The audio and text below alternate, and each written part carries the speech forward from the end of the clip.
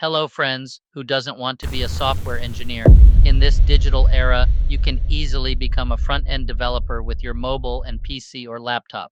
Through the website, you can become a professional software engineer at home. Let's start.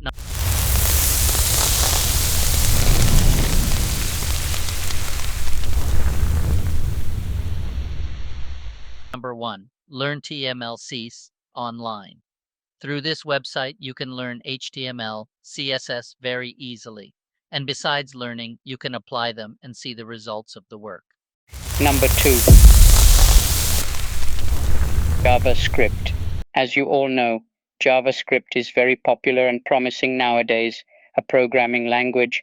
What if you can learn this JavaScript at home? Learn-js.org is the desired website from which you can get free.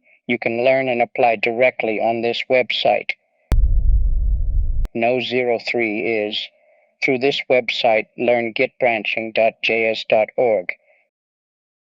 You can learn version controlling visually. Here, everything is shown through animation, through which you can learn everything. No 04 is React tutorial app. React is JavaScript, one of its libraries, such a big social platform like Facebook uses. React, you can easily get ideas about React through this website.